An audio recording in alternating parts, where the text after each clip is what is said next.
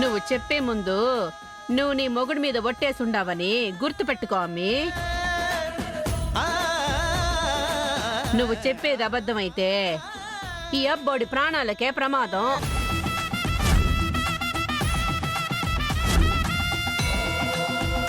అబద్ధం చెప్పే దాత్రి ఏం కాదు చెప్పు. చెప్పే ఈ అబద్ధం వల్ల నీకు ప్రమాదం అంటే నేను చెప్పలేను కేదార్. అయ్యో భగవంతుడా, ఎందుకు ఇలాంటి పరిస్థితుల్లో పెట్టావు? ఇప్పుడు నువ్వు మౌనంగా ఉన్నావు అంటే అమ్మమ్మ చెప్పింది నిజమే అని అనుకోవాల్సి వస్తుంది జగదాత్రి. నిజం చెప్పు, నీ మెడలో ఉన్న తాళి కేదార్ కట్టిందా లేదా నువ్వేసుకుందా?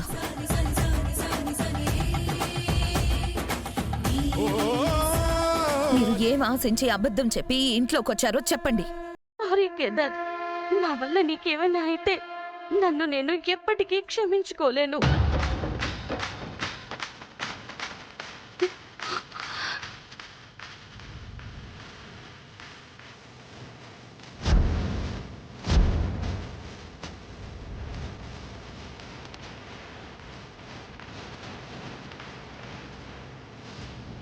కేదార్, ఎందుకు చేయి తీసావు? ఏ ఎక్కడ నిజం చెప్పేస్తుందో అని భయమా? అనుకున్నది జరగకముందే ఎక్కడ మీ నాటకానికి తెరపడిపోతుందనే భయమా? నీకు ఇప్పటికైనా ఎవరు మనవాళ్ళు ఎవరు మోసగాల్లో అర్థమైందవుతున్నా? ఎప్పుడు చూడు జగదాత్రి అంత మంచిది ఇంత గొప్పది అని ఒకటే భజన చేసేదాన్ని. ఇప్పటికైనా దీని గొప్పతనం మంచితనం అర్థమైందా? దీన్ని నేను చిన్నప్పటి నుంచి చూస్తున్నా. ఇది ఎంత టెక్కులాడో ఎంత మాయలాడో తెలుసు అన్నా. నా మాట ఇంట్లో ఎవరైనా విన్నారా? 4 మాయ మాటలు చెప్పగానే కరిగిపోయారు, కొంచెం ప్రేమ చూపించగానే పొంగిపోయారు, ఆఖరికి ఇలా దీని చేతిలో మోసపోయారు. అయినా దీనిలాగా లోపలొకటి పెట్టుకొని బయటకొకటి మాట్లాడు కదా. అందుకే నేను చెడ్డదాన్ని. నాకు కొంచెం కోపం ఎక్కువేమో కానీ దీనిలా నమ్మించి మోసం చేయటం రాదు నాకు. ఏంటి అప్పుడే సైలెంట్ అయిపోయారు? ఇంకా మమ్మల్ని అనాల్సిన మాటలు వెయ్యాల్సిన నిందలు ఏమీ లేవా?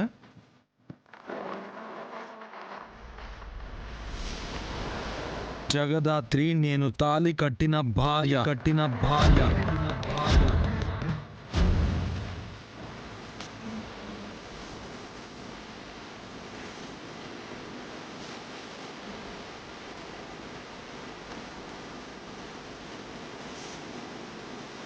మేము ప్రేమించి పెళ్లి చేసుకున్నాం. చచ్చేదాకా కలిసే ఉంటామని ప్రమాణం చేసుకున్నాం. ఒట్టు వేసైనా వెయ్యకుండా అయినా ఇదే చెప్తాం, ఎందుకంటే ఇదే నిజం కాబట్టి.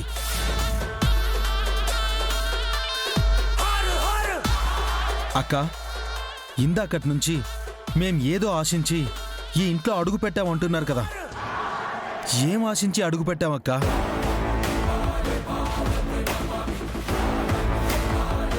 చెప్పక్క. మేం మీ అందరికీ అబద్ధం చెప్పి ఈ ఇంట్లో అడుగు పెట్టాల్సిన అవసరం మాకేంటి? పెళ్లి అవ్వకుండానే అయింది అని మీ మధ్య ఉండాల్సిన అవసరం మాకేంటి? అవును దినా, మాకు అబద్ధం చెప్పాల్సిన అవసరం లేదు. మరి నాన్నమ్మగారు అలా ఎందుకు చెప్తారు సిస్టర్? అవును, అమ్మమ్మ అంత ఖచ్చితంగా చెప్తుంది అంటే అందులో ఎంతో కొంత నిజం ఉండే ఉంటుంది కదా. ఆవిడ ఎందుకు అలా చెప్పారో నాకు తెలీదు, కానీ మేం మాత్రం భార్యాభర్తలమే. లేదు అబద్ధం, లేదు. నువ్వు చెప్తుంది పచ్చి అబద్ధం. మీ ఇద్దరికి పెళ్లి కాలేదు. జరిగింది. ఆ అమ్మి మెళ్ళో తాళి వేసుకుందని నేను చూశానని ఓ పక్క చెప్తా ఉంటే మళ్ళీ ఏందమ్మి ఆ అమ్మితో గొడవ పెట్టుకుంటుండా? నానమ్మ గారు, మీరు ఎవరినో చూసి నన్నే అని ఎందుకు అనుకుంటున్నారు?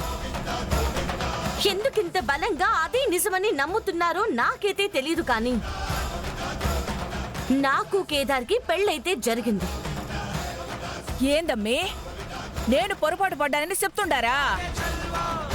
నేను తప్పని నలుగురిలో చెప్పేసి నన్ను అవమానిస్తుండారా? అయ్యో నేనలా అనలేదండి. నువ్వు ఏమంటా ఉండావో ఆ రోజు గుళ్ళో ఏం జరుగుండాదో నాకు బాగా తెలుసు. నిజం చెప్పమంటే బానే బుకాయిస్తుండావు. ఆ రోజు స్వామిగారి కళ్యాణం కూడా జరిగుండాది.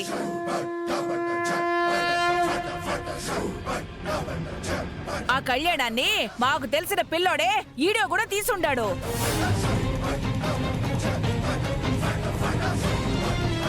ఆడిప్పుడు ఏరే పని మీద ఏరే రాష్ట్రానికి పోయిండాడు.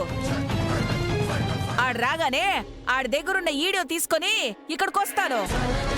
అది చూసినా కూడా ఎట్టా బుకాయిస్తారో నేను చూస్తా. అమ్మమ్మ గారు, మీరు ఏ సాక్ష్యాలు తీసుకొచ్చినా మేం భయపడం. ఎందుకంటే మేం ఏ తప్పు చెయ్యలేదు. దయచేసి ఇలా ఇంకోసారి నా భార్యని ఇలాంటివి అడిగి అవమానించకండి. పదదాత్రి.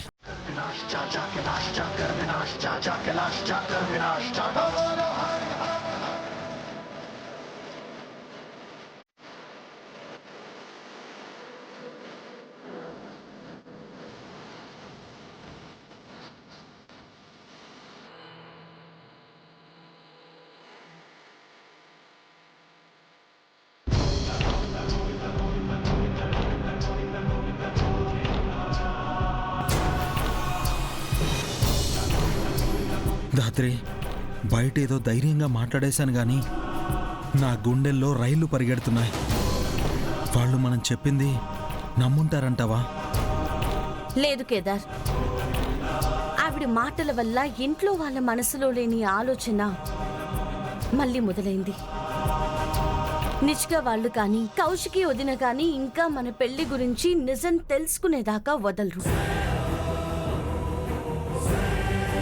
మనకి పెళ్లి కాలేదు అన్న అనుమానం వదిన మనసులో నుంచి తీసేశాము. ఇంకా ఏ సమస్య ఉండదు అనుకున్నాం, కానీ సమస్య ఇంటి బంధువు రూపంలో వచ్చి అందరి ముందు మన రహస్యాన్ని బయటపెడుతుందని నేను అనుకోలేదు. అమ్మమ్మ మాటతో ఇంట్లో వాళ్ళ మనసులో అనుమానం బలపడిపోయి ఉంటుంది. అది నిజమని నమ్మడానికి చిన్న ఆధారం దొరికినా జరిగే విధ్వంసం తలుచుకుంటే భయమేస్తుంది దాత్రే. అలా మాత్రం జరగకూడదు కేదార్. నువ్వు ఇంటి వారసుడివని మనం ఇంట్లో వాళ్ళని నమ్మించేంత వరకు మనకి పెళ్లి కాలేదు అన్న నిజం మాత్రం బయటపడకూడదు. ఒకవేళ బయటపడితే పెళ్లి లాంటి పవిత్రమైన విషయంలోనే అబద్ధం చెప్పామని ఆ తర్వాత మనం చెప్పే ఏ నిజాన్ని కూడా ఎవ్వరూ నమ్మరు. ఏంటో విచిత్రం, నిజానికి నిబంధనగా అబద్ధాన్ని పెడుతున్నాం. అది ఎవ్వరికీ తెలియకూడదు అనుకుంటున్నాం. నిజం బయటపడితే నువ్వు నీ కుటుంబానికి ఇంత దగ్గరగా వచ్చి శాశ్వతంగా దూరం అవ్వాల్సి వస్తుంది. నీ కుటుంబం అనే కలగానే మిగిలిపోతుంది. లేదాత్రే, అమ్మమ్మ మనకి పెళ్లి కాలేదనే సాక్ష్యం తీసుకొచ్చేలోపు నేను ఈ ఇంటి వారసున్నే అనే ప్రూఫ్ని తీసుకుని రావాలి.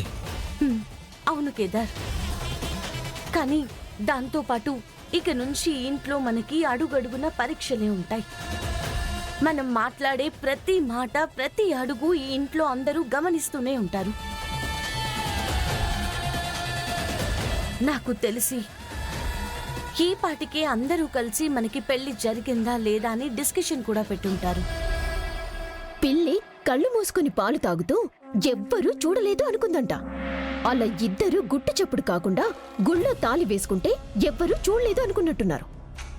అమ్మి కౌశికి, పిన్నేమో ఆ జగదాత్రి మెడలో తాళేసుకోవడం చూశాను అంటుంది. వాళ్ళేమో కాదు మేము పెళ్లి చేసుకున్నాము అంటున్నారు. ఈ రెండింటిలో ఏది నిజమో ఏది అబద్ధమో తెలియడం లేదమ్మీ. అంటే నేను అబద్ధం చెప్తున్నాను అనుకుంటుండావా అమ్మీ? ఆహా, అట్ట కాదు పిన్ని. అమ్మి కౌశికి, నేను చూసింది ఖచ్చితంగా ఆ అమ్మీనే. కానీ ఎందుకు ఇలా అందరి ముందు అబద్ధం చెప్తుండాదో నాకు అర్థం కావడం లేదమ్మీ. అదే నాకు కూడా ఇందాకటి నుంచి అర్థం కావట్లేదు. అసలు పెళ్ళవకుండానే అయ్యింది అన్న అబద్ధం చెప్పాల్సిన అవసరం దానికి ఏంటి?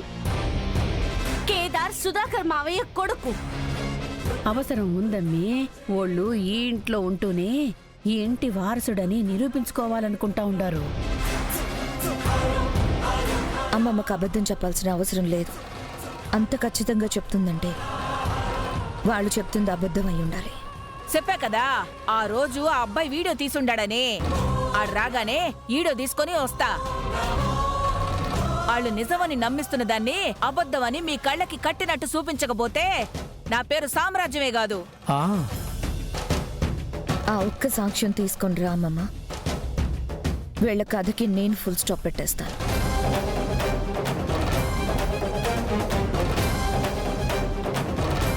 అసలు వీళ్ళ ముగ్గురి మధ్య ఏం జరుగుతోంది? వదిన జాలిపడి ఇంట్లో ఉండనిచ్చా అంటోంది, కానీ వాళ్ళని ఇంట్లో నుంచి పంపడానికి కారణాలు వెతుకుతుంది. జరిగేవి చూస్తుంటే వాళ్ళు ఇంట్లో ఉండటానికి ఏదో కారణం ఉంది. ముందు అదేంటో కనిపెట్టాలి. అమ్మో అమ్మో, నానమ్మ మీరు చెప్పింది నిజమే అయితే మమ్మల్ని ఇన్ని రోజులు వాళ్ళు మోసం చేశారా? ఆ అమాయకపు మొహం వెనకాల, ఆ ప్రేమ మాటల వెనకాల ఇంత మోసం ఉందా? దాని విశ్వరూపం ఇంకా మీరు చూడలేదు. అది మామూలు నాటకారి కాదు. దాని నాటకాలు ఎలా అయినా బయట పెట్టాలి. ఇంకా ఎన్ని దినాలు ఆడతారమ్మే? ఆ లాట కట్టించేదానికి ఈడే దొరికితే చాలు కదా. లేదు పిన్ని, ఇంకా చూస్తూ కూర్చుంటే జరగాల్సిన నష్టం జరిగిపోతుంది.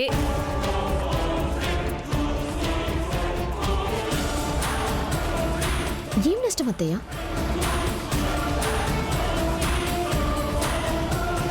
అయినా వాళ్ళింట్లో ఉంటే నీకొచ్చే నష్టమేమమ్మీ?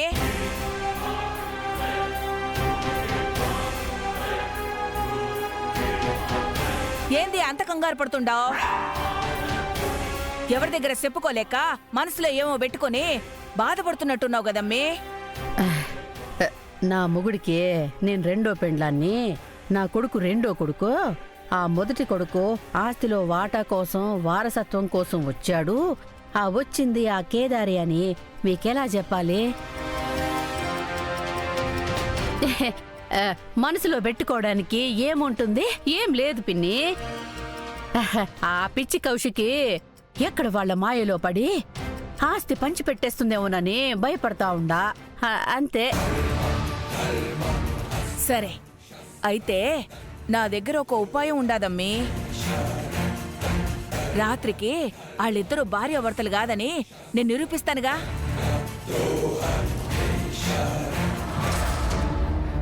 ఆహా, ఈ దెబ్బతో ఆ జగదాత్రిని ఇంట్లో నుంచి బయటికి పంపించేయచ్చు. వాళ్ళకి పెళ్లి కాకుండానే అయ్యిందని ఇన్ని రోజులు మోసం చేసినందుకు మా పుట్టింటి వాళ్ళు కూడా దాన్ని ఇంట్లోకి రానివ్వరు. అప్పుడు ఇద్దరు నిజంగానే రోడ్డు మీద పడతారు.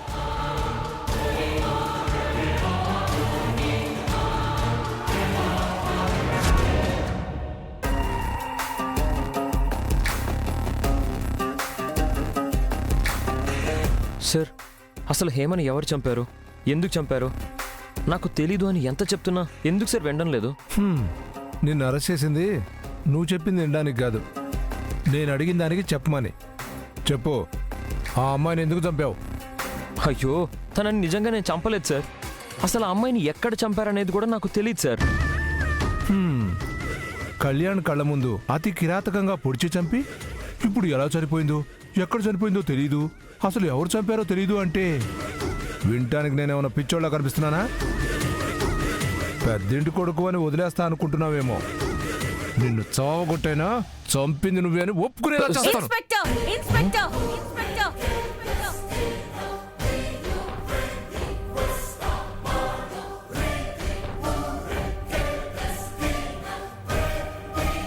రిలేటివ్స్ కి విజిటింగ్ పర్మిషన్ నేను ఇవ్వలేదే.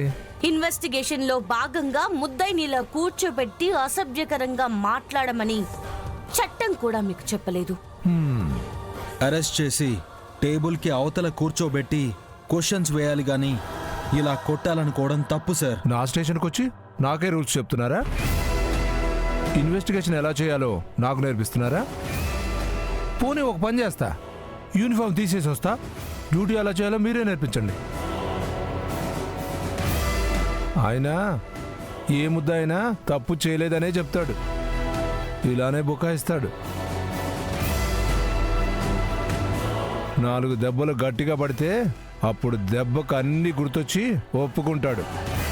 హంతకుల్ని నానా బుజ్జి అంటే వినరు మేడం, 4 వేస్తేనే వింటారు.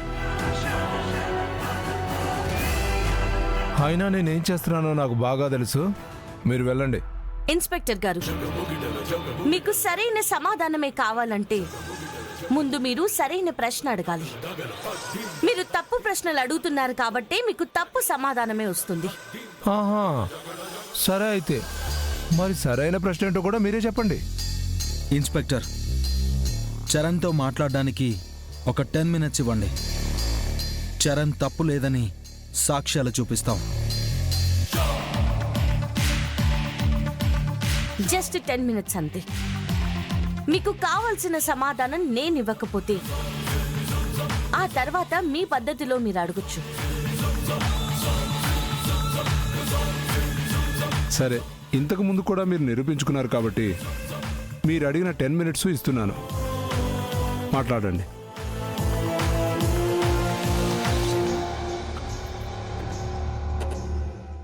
థ్యాంక్స్ అక్క, టైంకి వచ్చావు. నేను హేమని చంపలేదని ఎంత చెప్పినా వినడం లేదు వీళ్ళు. నువ్వు నిజం చెప్పనప్పుడు ఎవరైనా నువ్వు చెప్పేది ఎందుకు నమ్మాలి చరణ్? అక్క, నేను అబద్ధం చెప్పడం ఏంటి? మార్నింగ్ 10కి నువ్వు ఇంటి నుంచి బయటికి వెళ్ళి మళ్ళీ 10:30కి ఇంటికి వచ్చావు. ఆ 30 మినిట్స్ ఎక్కడికి వెళ్ళావు? చెప్పాను కదా బావా, ఫ్రెండ్కి యాక్సిడెంట్ అయిందని. అది అబద్ధమని నీకు నాకు పోలీస్ వాళ్ళందరికీ తెలుసు చరణ్.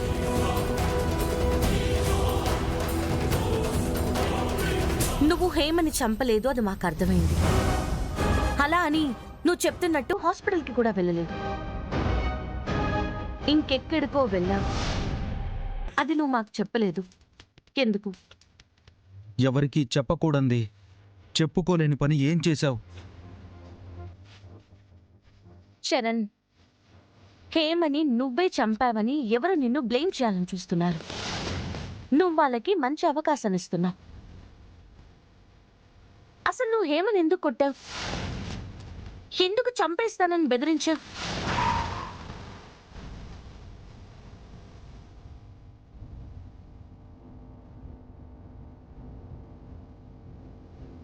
అక్క, అసలు ఎంగేజ్మెంట్ రోజు ఏం జరిగిందంటే,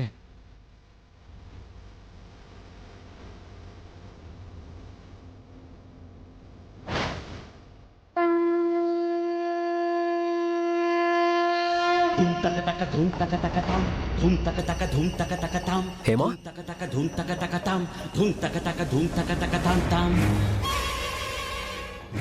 ఇక్కడున్నావా? నా ఇంటి పరువు తీస్తావా? ఏమనుకుంటున్నారు మీరు? అందరి ముందు నా పరువు తీసేసి దర్జాగా కులుకుదాం అనుకుంటున్నావా? చంపేస్తాను. మా ఇంటి పరువు ఎవరు తీయాలని చూసినా క్షణం కూడా ఆలోచించకుండా చంపేస్తా. నువ్వు వేరే వాళ్ళని ప్రేమిస్తే పెళ్లి చేసుకోవాలనుకుంటే నాకెందుకు ఓకే చెప్పావు? ఎందుకు 4 గోడల మధ్య చెప్పాల్సిన విషయాన్ని నలుగురిలోకి తీసుకొచ్చి మా పరువు తీయాలని చూసావు? సారీ చరణ్, నీ కోపంలో న్యాయం ఉంది. నా ప్రేమని గెలిపించుకోవాలని చూశాను. నేను వెళ్ళిపోతే అన్ని ప్రాబ్లమ్స్ కి సొల్యూషన్స్ దొరుకుతుందని చూశాను, కానీ కొత్త సమస్యల్ని సృష్టిస్తుంది అనుకోలేదు. హే, నువ్వు చెప్పే సారీలు ఎవరికి కావాలి? నేను ఇప్పుడు ఇక్కడే నేను చంపేస్తాను. చంపేస్తాను. వదులు చరణ్, ప్లీజ్. నేను చెప్పేది విను. ఎందుకు వదలాలి నిన్ను? వదులు. చంపేస్తాను. ప్లీజ్ చరణ్. ఈరోజు నేను వదలను. వద్దు చరణ్, ప్లీజ్ వదులు. చంపేస్తాను. వదలను. హేమా, వదులు చరణ్, చంపేస్తా. ప్లీజ్. నేను చెప్పేది విను. ఏయ్ చరణ్, ఏం చేస్తున్నావు నువ్వు? నీకన్నా పిచ్చి పట్టిందా? హేమ జోలికి వస్తే మాత్రం ఊరుకునేది లేదు. పద హేమ. వాళ్ళ పక్కన ఉన్నావు కాబట్టి కాపాడుకోగలిగావు. ఎప్పుడు ఉండవు కదా, అప్పుడు చెప్తా. అలా అని ఆ రోజు ఆవేశంలో మాట్లాడానే కానీ నిజంగా హేమని చంపే ఉద్దేశం కానీ నిజంగా చంపేంత కోపం కానీ లేవక్క. మరైతే ఈరోజు మార్నింగ్ ఎక్కడికి వెళ్ళావు? అది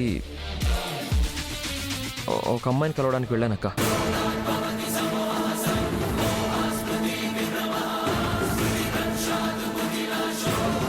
గంటలో నా చెల్లితో ఎంగేజ్మెంట్ పెట్టుకుని ఒక అమ్మాయిని కలవడానికి సీక్రెట్గా వెళ్ళావా?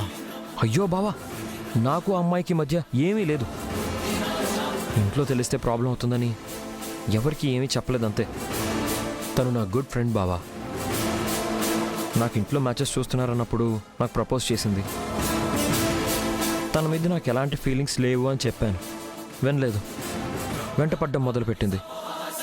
కాల్స్ మెసేజెస్ చేస్తూనే ఉండేది. నా ఎంగేజ్మెంట్ రోజు సడన్గా కాల్ చేసి నేను సూసైడ్ చేసుకుంటానని చెప్పింది. తను ఏం చేసుకుంటుందో అన్న భయంతో అబద్ధం చెప్పి తన ఇంటికి వెళ్ళి తనని కన్విన్స్ చేసి మళ్ళీ తిరిగి వచ్చేసాను.